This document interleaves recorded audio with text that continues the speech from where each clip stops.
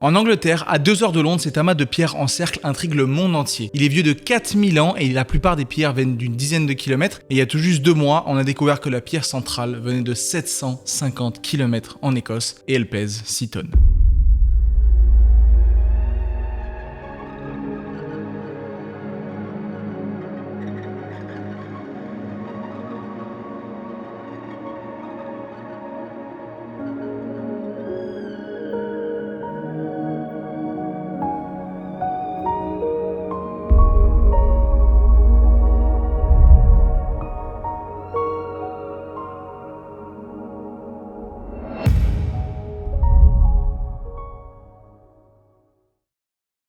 Bonjour à tous et bienvenue pour cette nouvelle vidéo. Vous l'avez peut-être compris, du coup, on est à Stonehenge en Angleterre. C'est un lieu assez connu, vous avez peut-être déjà entendu parler, parce que c'est un des mégalithes les plus connus en Europe, en cercle. Et aujourd'hui, on va un petit peu plonger dans les théories, les mystères autour de ce lieu. À quoi est-ce qu'il servait? Par qui est-ce qu'il a été construit? Est-ce que c'est un lieu de culte? Est-ce que c'est un observatoire astronomique? Et vous allez voir qu'il y a des choses qui sont très intéressantes.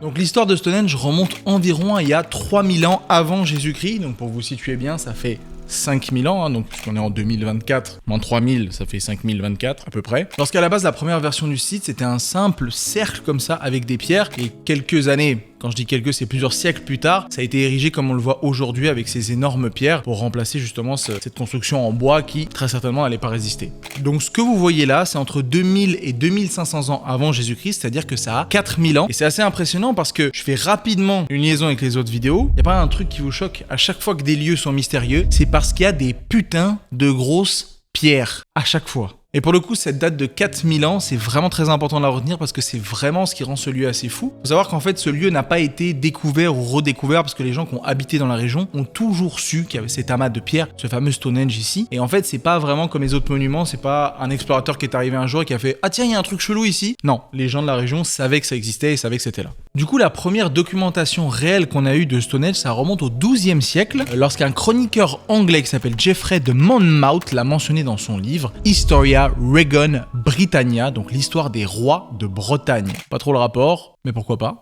Et dans ce livre, il parle du coup de Merlin, vous savez la légende de Merlin l'Enchanteur, qui aurait déplacé ses pierres depuis l'Irlande pour venir les mettre ici en Angleterre. Déjà, on commence à rentrer dans des théories et dans des choses un petit peu folle, c'est intéressant. Alors on va parler maintenant vraiment du lieu en lui-même, à quoi il ressemble. Je vais d'abord juste vous donner la définition de ce que c'est qu'un mégalithe, parce que vous avez certainement déjà entendu, si vous vous intéressez à ce genre de vidéos, ce qu'on appelle des structures mégalithiques ou des monuments mégalithiques. Du coup, des mégalithes, ce sont des énormes pierres qui sont debout ou fixées entre elles sans ciment ou mortier. C'est-à-dire qu'elles sont emboîtées de telle façon à ce qu'elles tiennent parfaitement. On en a déjà vu dans les autres vidéos, mais voilà vraiment la définition de mégalithe du coup. Alors sur le site de Stonehenge, il y a deux types de pierres, les pierres de Sarcène et les pierres bleues. Très important, vous allez comprendre pourquoi. Donc les pierres de Sarcène, ce sont les pierres les plus grandes et les plus lourdes, formant le cercle externe. Et ces monolithes de Grèce peuvent peser jusqu'à 30 tonnes et proviennent d'une carrière située à environ 25 km du site de Stonehenge. Donc voilà vraiment pour les pierres qui entourent le lieu. Ensuite, on a les pierres bleues. Ces pierres sont plus petites et viennent des montagnes de Preseli au Pays de Galles, à plus de 200 km de Stonehenge. Et évidemment, leur transport reste aujourd'hui encore un grand mystère. Alors, elles sont nettement moins lourdes, mais il y en a quand même un paquet. Et sur 200 km. Ensuite, on a la pierre du talon ou Hillstone. Donc cette pierre, elle est située à l'extérieur du cercle principal. Elle est isolée et elle est alignée avec le lever du soleil au solstice d'été. Et elle pèse plus de 36 tonnes, c'est-à-dire 18 SUV. J'aime bien ce comparatif avec les SUV parce qu'en fait on en voit partout dans la rue tout le temps. Donc là ça fait une bonne petite circulation de 18 SUV bien alignés quoi. Une pierre. Et la dernière pierre, c'est la pierre de l'autel, c'est vraiment la pierre centrale à Stonehenge. Elle pèse environ 6 tonnes et mesure 5 mètres de long. Elle est placée au centre du site et elle proviendrait à plus de 700 km au nord du site de Stonehenge. Et on a découvert ça très récemment parce qu'il y a des analyses qui ont été faites. Donc vous voyez qu'on continue toujours à travailler sur ces lieux sur lesquels on a plein de questions. Mais là, il faut se rendre compte quand même que 700 km. Alors il y a quelques théories que je vous montrerai juste après de comment est-ce que cette pierre aurait pu venir de 700 km, parce qu'on aurait pu passer par la mer,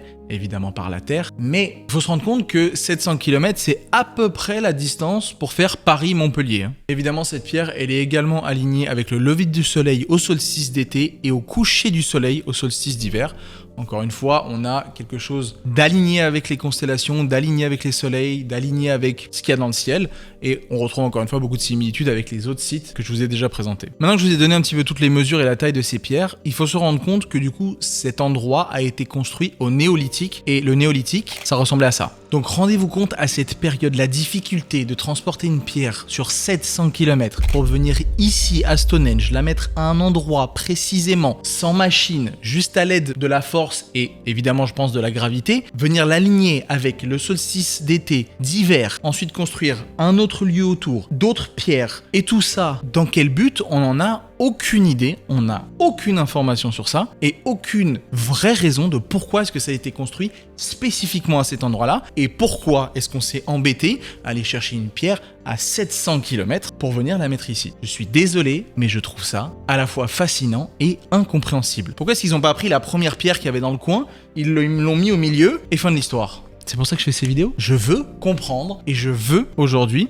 potentiellement avoir des discussions avec des gens qui ont pu travailler sur ces sites. C'est ce qui va arriver à la suite de ces vidéos. Je veux pas juste vous exposer des faits en vidéo, je veux aller chercher des réponses et ça va être le travail de fond que je vais faire, c'est de pouvoir potentiellement interviewer et faire des podcasts autour de gens qui ont travaillé sur ces sites. Mais voilà, c'est ce qui va venir dans les prochaines vidéos.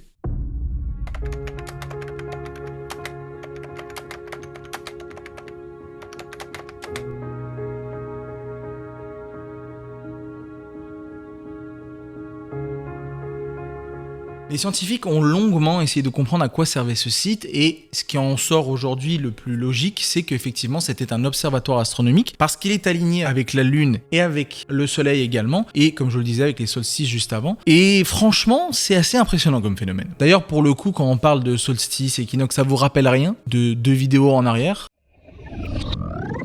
La descente du serpent à plumes. Donc durant les équinoxes de printemps et d'automne, l'ombre projetée par les coins de la pyramide, c'est-à-dire vraiment le bord de la pyramide de Kukulkan, crée l'illusion du serpent ondulant et qui descend le long de l'escalier nord. C'est intriguant, non? D'ailleurs, si ça vous intrigue, n'hésitez pas à partager la vidéo avec des amis, comme ça vous pouvez en parler entre vous et même qu'on réagisse tous ensemble, et à vous abonner, à vous liker si c'est pas encore fait, juste pour la cheminée. Qui est vrai, ça se voit, non? D'autres chercheurs pensent aussi que Stonehenge aurait pu être un calendrier géant, ce qui permettait aux populations de suivre les saisons et d'organiser leur activité agricole. D'autres évoquent des usages plus spirituels avec des rites religieux ou des cérémonies apparemment liées à la fertilité. Donc ça c'était pour les théories scientifiques, mais comme tous les lieux mystérieux, Stonehenge n'échappe pas à toutes ces théories et hypothèses un petit peu différentes qu'on peut retrouver sur internet, et on va en lire quelques-unes ensemble.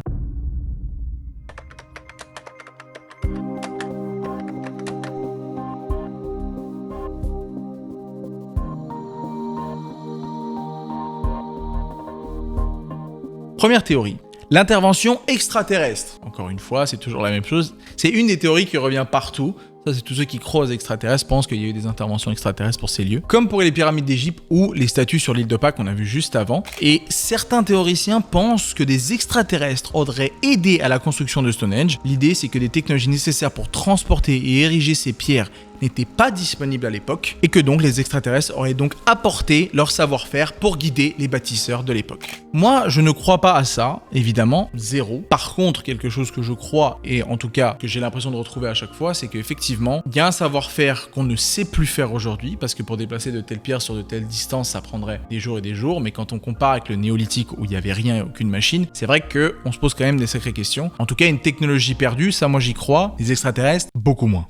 La deuxième théorie, la magie du roi Arthur et Merlin. Une autre théorie célèbre associe Stonehenge à la légende du roi Arthur et du magicien Merlin. Selon une vieille légende galloise, Merlin aurait utilisé sa magie pour déplacer les pierres d'Irlande jusqu'à leur emplacement actuel, c'est-à-dire à 2 heures de Londres. Ce mythe est fortement lié à l'idée que Stonehenge serait un lieu de grande puissance magique, un point d'énergie spirituelle. Ça évidemment, ça fait partie des théories et des légendes anglaises. J'y crois pas forcément, je ne crois pas à la magie, mais c'est toujours intéressant. D'ailleurs, dans les premiers récits, comme on disait juste avant, c'est une des premières fois fois où on parle de Stonehenge, c'est lié à Merlin. Théorie numéro 3, ce serait un lieu de guérison. Une théorie plus récente propose que Stonehenge aurait été un centre de guérison. Certains chercheurs ont découvert des ossements de personnes venant de diverses régions d'Europe autour du site. Ils pensent que ces gens étaient attirés par la réputation de Stonehenge comme un lieu sacré où ils espéraient être soignés de leurs maux. Alors ça, c'est une théorie, c'est vrai qu'il y a des lieux, on entend parler à travers la planète, qui effectivement auraient des vertus thérapeutiques où vous pourriez vous soigner de certains problèmes en fonction des énergies dans le sol ou des énergies passées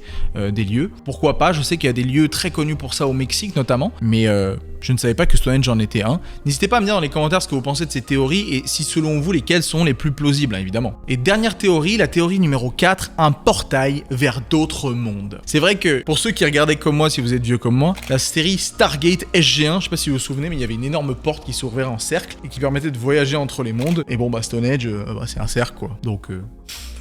Il y a ceux qui pensent que Stonehenge aurait pu être une sorte de portail interdimensionnel. L'idée est que les alignements parfaits des pierres avec les événements astronomiques, combinés avec la disposition circulaire, pourraient indiquer que Stonehenge était conçu comme un moyen de communiquer avec d'autres mondes, ou même d'avoir des passages vers d'autres dimensions. Voilà, c'est ce que je disais avant, c'est des théories, moi celle-là j'y crois pas du tout non plus, mais c'est toujours intéressant, vraiment. C'est fou de se dire que, effectivement, grâce des fois à des séries ou à des légendes, on peut se dire, bon bah en fait on peut communiquer vers d'autres mondes, etc. Alors que bon, on a déjà des technologies aujourd'hui qui permettent de voler et aller dans l'espace. Si ça existait vraiment, bah, ce serait pratique. Donc voici aussi une théorie de comment et de par où les pierres ont été transportées pour arriver à Stonehenge. Alors comme vous pouvez voir, il y avait plusieurs moyens possibles, que ce soit par la terre ou également par l'eau, mais pour la pierre de 700 km, c'est plus compliqué parce que pour le coup, ce serait uniquement par la terre et encore une fois, sans aucune machine. Donc ça reste encore une théorie gigantesque de comment est-ce que c'était rendu possible. De mon point de vue, Stonehenge est encore un de ces lieux mystérieux qui a beaucoup de similitudes avec les autres. Vous savez, pour toutes ces vidéos que je suis en train de faire en ce moment, j'ai beaucoup lu, j'ai regardé beaucoup de reportages, j'ai même lu des récits et des données archéologiques de différents sites qui sont mystérieux aujourd'hui pour justement vous raconter des choses qui sont en rapport avec ce qu'on trouve sur internet, mais également des vrais papiers qui ont été écrits à l'époque. Et il y a un truc qui revient à chaque fois dans tous ces lieux, c'est qu'à chaque fois ce sont des pierres gigantesques, dans des lieux inexpliqués, les pierres viennent de centaines de kilomètres, c'est toujours compliqué de les déplacer. On n'a aucune trace, aucun récit, aucun plan de comment ça a été construit et à chaque fois à des périodes où les humains n'étaient pas capables de construire ces monuments. Vous pensez pas qu'on passe à côté de quelque chose honnêtement? Selon moi, il y a un truc qui manque. J'en suis qu'au début de l'analyse de ces monuments, mais j'en ai déjà vu plein d'autres, du moins analysé d'autres, lu d'autres. Et c'est là où ça va devenir fascinant, c'est que je vous propose dans cette vidéo de me suivre cette fois, évidemment sur YouTube, pour aller voir ce lieu de Stonehenge. Ça va être le premier que je vais aller voir. Ça va être la première semaine de novembre. Je vous emmène avec moi, que ce soit sur Instagram, que ce soit sur Twitter, que ce soit sur TikTok, que ce soit même sur YouTube, je pense pouvoir faire un live depuis là-bas. Donc n'hésitez pas à vous abonner à toutes ces différentes plateformes où je suis actif. Si comme moi ça vous intéresse et si comme moi ça vous passionne de comprendre qu'est-ce qui manque dans l'histoire pour expliquer ces monuments. Et c'était Anil.